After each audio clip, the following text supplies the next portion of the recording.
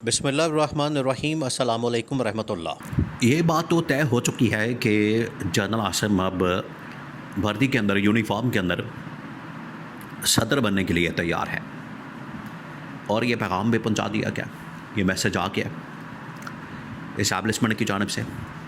اور جو سابق سیکرٹری الیکشن کمیشن کھمد دلشاد ہیں، انہوں نے ٹی وی پر آ کے دو ٹوک انداز میں بتا دیا، ایک پوڈ کاسٹ کے اندر تو انہوں نے پورا واقعے کو بیان کر دیا، کہانی بیان کر دی، اگلا منظرنامہ بھی انہوں نے بتا دیا کہ کس وقت ان کی بات ہوئی، ملاقات ہوئی، انہوں نے جنرل عاصم کو کیا کہا۔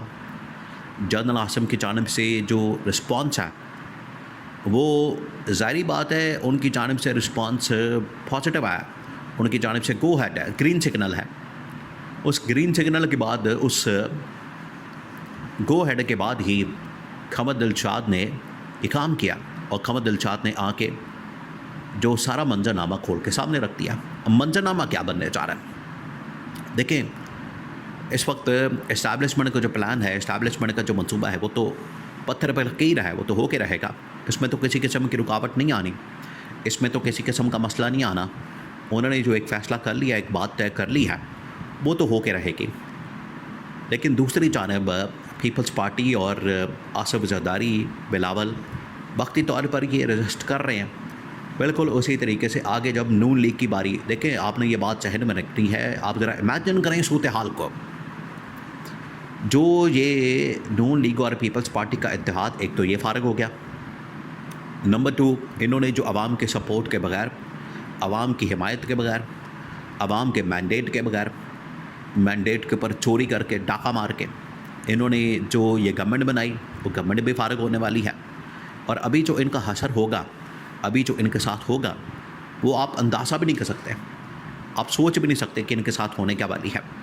اور نون لیگ کی باری آنی ہے آگے۔ ابھی باری آئی ہے پیپلز پارٹی کی، زرداری کی اور بلاول کی۔ اب اس کے لیے مختلف آپشن ہیں، سیناریو ہیں، اس کے لیے جو مختلف اس حوالے سے ٹیبل کے اوپر آپشن رکھے گئے ہیں، کارڈز رکھے گئے ہیں، جس کے اندر آصف زرداری کو سب سے پہلے تو ٹارگٹ کرنا، نشانہ بنانا، اور وہ 28ویں ترمیم کے اندر، دیکھیں 28ویں ترمیم ایک مکمل پیکج ہے، مکمل، اس کے اندر تمام چیزیں شامل کر دی گئی ہیں، تمام کی تمام اس میں کارڈ موجود، تمام کی تمام چیزیں کہ آپ نے کس طریقے سے زرداری کو گھر بھیجنا ہے، اگر وہ رجسٹنس کرتا ہے تو کاؤنٹر پلان کیا ہونا ہے، اگر وہ ریاکشن دیتا ہے تو پھر کیا کرنا ہے، آئینی عدالت کو اس کا رول ایکسپینڈ کرنے کے لیے، آئینی عدالت کو مزید اختیارات دینے کے لیے، اور ان کے پاس یہ بھی اختیار، دیکھیں یہ بھی ایک قسم کا صدر کے اختیارات کے اوپر حملہ ہے۔ اگر آج آئینی عدالت کو یہ اختیار مل جاتا ہے، آئینی عدالت کے پاس یہ رول آ جاتا ہے کہ وہ کسی بھی صوبے کے اندر گورنر راج لگا سکتی ہے، تو پھر اس کا مطلب ہے کہ صدر تو فارغ ہو گیا۔ اصولاً پرنسپل اگر دیکھا جائے، آئین اور قانون کے مطابق دیکھا جائے، تو یہ رول کس کے پاس ہے؟ یہ رول اصل میں صدر کے پاس ہوتا ہے، اور اگر یہ رول صدر سے لے کر آئینی عدالت کے پاس چلا جائے گا، تو اس کا مطلب ہے کہ آتے تو اختیارات جو تھوڑے بہت ہیں آئین کے اندر، قانون کے اندر، پریکٹیکلی دیکھیں، تھریٹیکلی اگر بات کی جائے تو صدر کے پاس بہت اختیارات ہیں، وزیر اعظم کے پاس بہت اختیارات ہیں، بے تحاشا قسم کے، لیکن انہیں آئیڈیا نہیں، انہیں اندازہ نہیں۔ اور پریکٹیکلی اگر دیکھا جائے، گراؤنڈ ریالٹی، ایک گراؤنڈ ریالٹی ہوتی ہے، وہ گراؤنڈ ریالٹی دیکھی جائے تو اس میں نون لیگ اور پیپلز پارٹی، ان کو پتہ ہے کہ ہمارے پاس ہم 10 سیٹیں ٹوٹل جیت پائے، ہمارے پاس 10 سیٹیں آئیں، اور باقی جو ہمیں 2/3 میجورٹی ملی ہے، 2/3 میجورٹی کا مطلب ہے کم از کم 250 سیٹیں۔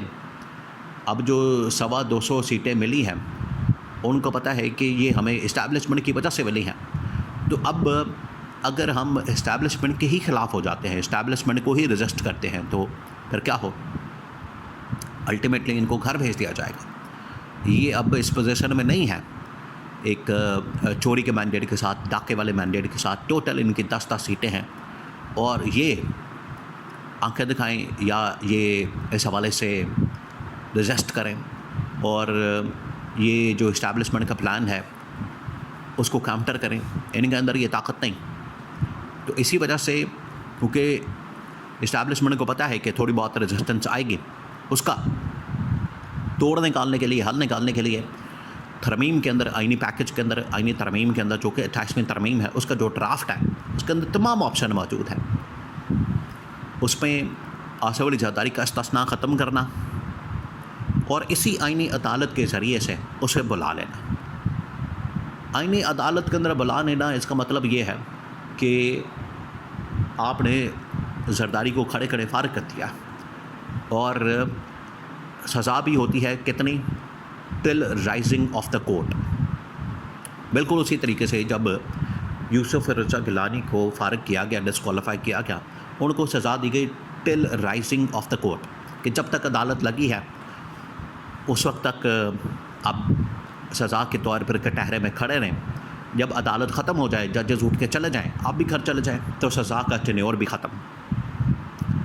لیکن ایک مرتبہ سزا ہو جائے تو وہ اسٹیبلش ہو جائے گی، وہ مجرم بن جائے گا بندہ، اور اس کے بعد اگر اس کے پر توہین عدالت لگ جاتی ہے تو وہ ڈسکوالیفائی ہو جائے گا. تو آصف زرداری کو یہ کہا جائے گا کہ بطور صدر آپ ایک بار پھر سے سوئس بینکوں کو خط لکھیں، اپنی جو آپ کی ایسٹس ہیں، رسیدیں ہیں، فلیٹس ہیں، ان چیزوں کی انفارمیشن، معلومات لے کر آئیں.